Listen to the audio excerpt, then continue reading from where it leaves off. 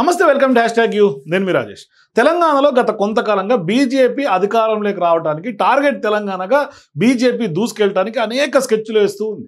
Operation Akarsh కూడా తెరలేపింది. ఈ మధ్యకాలంలో గువ్వల బాలరాజు కూడా ఈ యొక్క స్కెచ్లో భాగంగానే కనిపిస్తుంది. ఇక్కడ ప్రధానంగా తెలంగాణలో కొంత బీజేపీ పార్టీ కాషాయ స్కెచ్ డిఫరెంట్గా ఉండబోతుందనే ప్రశ్నలు తలెత్తూ ఉన్నాయి. అంటే ఈసారి ఎలాగైనా పాగా వేయాలనుకుంటున్నటువంటి కమల్నాథ్లు ఒక ప్రత్యేకమైనటువంటి వ్యూహాలకు పదును పెడుతున్నారా అన్న ప్రశ్నలు కూడా పొలిటికల్ సర్కిల్స్లో వినిపిస్తున్నాయి. ఆ దిశగా ఇప్పటికే ఆపరేషన్ స్టార్ట్ అయిపోయినట్టుగా కూడా కొంత కమలనాథులు చెప్తూ ఉన్నారు.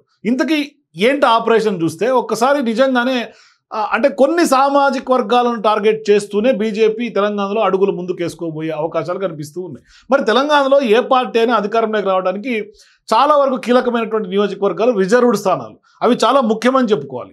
ఇక్కడ 19 SC 12 ST reserved assembly segments తెలంగాణలో ఉన్నాయి. మరి ఈసారి పునర్విభజన జరిగితే ఈ సంఖ్య మరింత పెరిగే అవకాశం ఉంటుంది. మొత్తం 119 అసెంబ్లీ నియోజకవర్గాలకు గాను పవర్లోకి రావడానికి 60 స్థానాలు మనకు తెలంగాణలో మ్యాజిక్ ఫిగర్గా ఉంది. అంటే ఈ లెక్కను చూసుకుంటే రాష్ట్రంలో అధికారం దక్కించుకోవడానికి కావాల్సినటువంటి మెజారిటీలో సగం సీట్లు రిజర్వ్డ్ స్థానాలవే అనేది మనకు స్పష్టంగా అర్థమవుతుంది. సరిగ్గా ఇక్కడే సరికొత్త సమీకరణాలకు తెర లేపాలనుకుంటోంది బీజేపీ. అంటే వచ్చే అసెంబ్లీ ఎన్నికల్లో ఎలాగైనా సరే తెలంగాణలో ఖచ్చితంగా కాషాయ జెండా పాతాలని బీజేపీ ఉవ్విల్లూడుతోంది. ఆ నాయకత్వం విజయ తీరాలకు చేర్చాలని ప్రయత్నాలు చేస్తున్నారు. కానీ అది సాధ్యపడట్ల. మరి ఎప్పటి నుంచో ఆ దిశగా అడుగులు వేయాలనుకుంటున్నప్పుడు కూడా కార్యరూపం దాల్చట్ల. మరి ఈ రిజర్వ్డ్ స్థానాల మీద ఫోకస్ చేయాలని ఇప్పుడు తాజాగా బీజేపీ నిర్ణయం తీసుకుని ఆ దిశగా ఫోకస్ చేస్తున్నట్టుగా సమాచారం.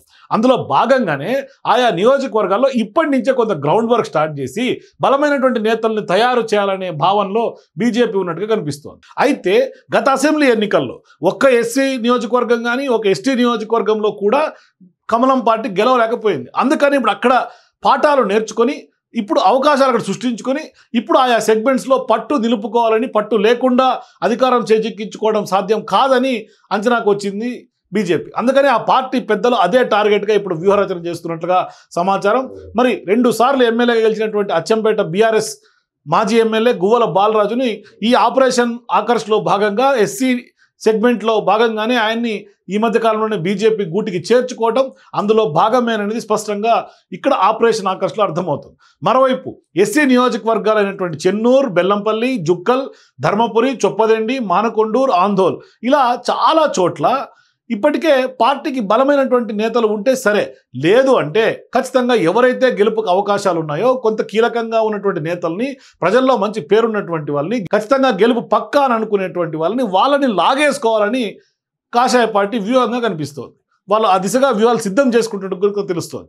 మరి ముందే సర్వే చేసుకొని బలమైనటువంటి నాయకుల్ని గుర్తించి ఇతర పార్టీల్లో ఉంటే వాళ్ళను నయానో భయానో వాళ్ళతో కొంత డీల్ సెట్ చేసుకొని వాళ్ళని ఆ పార్టీలోకి తీసుకోవాలనే స్కెచ్ వేసినట్టుగా తెలుస్తుంది. అయితే ఇప్పుడు ఇందులో భాగంగానే ఈ మధ్యకాలంలో తెలంగాణలో అధికారం చేజిక్కించుకోవటం ఎలా అన్న అంశంపైనే జరిగినటువంటి కీలకమైనటువంటి చర్చల్లో ఎస్టీ, ఎస్సీ ఇట్లా ఈ 2 నియోజకవర్గాల అంశాల పైనే కొంత కీలకమైనటువంటి చర్చలు జరిగినట్టుగా కనిపిస్తోంది. అందులో కమలం ఆపరేషన్ ఆ నియోజకవర్గాల్లో ప్రారంభం ఆల్రెడీ ఇప్పటికే స్టార్ట్ చేసినట్టు కనిపిస్తోంది. ఇంకా ఎన్నికలకు సమయం ఉన్నప్పటికీ ఇప్పటి నుంచి ఆయా నియోజకవర్గాల్లో బలమైనటువంటి దళిత, గిరిజన, ఆదివాసీ ఈ 3 కమ్యూనిటీల్ని, అక్కడ ఉన్నటువంటి నాయకత్వాన్ని వాళ్ళను కొంత తయారు చేసుకునేందుకు బీజేపీ రంగం సిద్ధం చేసుకున్నట్టుగా కూడా తెలుస్తోంది. ఆర్ఎస్ఎస్ ఒకవైపు కొంత బూస్ట్ ఇస్తూనే ఉంది బీజేపీకి. మరి ఇప్పుడు ఈ సెగ్మెంట్స్లో మరి బీజేపీ స్కెచ్ ఎంతవరకు ఫలిస్తుంది, మరి దళితులు కానీ గిరిజన నేతలు కానీ కాషాయ కండువా కప్పుకునేట్లుగా కొంత ఏమన్నా ఆ దిశగా అడుగులు పడతాయా? ఎందుకంటే ఇదే నియోజకవర్గం అంటే గతంలో కూడా ఇటువంటి స్కెచ్ బీజేపీ వేసినప్పుడు కూడా కొంత ఫలించలేదు. ఎందుకంటే గతంలో మందకృష్ణ మాదిగను తెలంగాణ వ్యవహారంలో ప్రధాని నరేంద్ర మోదీని కూడా ఆయన సభకు తీసుకొచ్చి అతి పెద్దగా ఆ కులాలను కొంత బీజేపీకి మద్దతు తెలిపేలాగా కొంత వాళ్ళు డ్రైవ్ చేశారు. కానీ ఆనాడు సక్సెస్ కాల.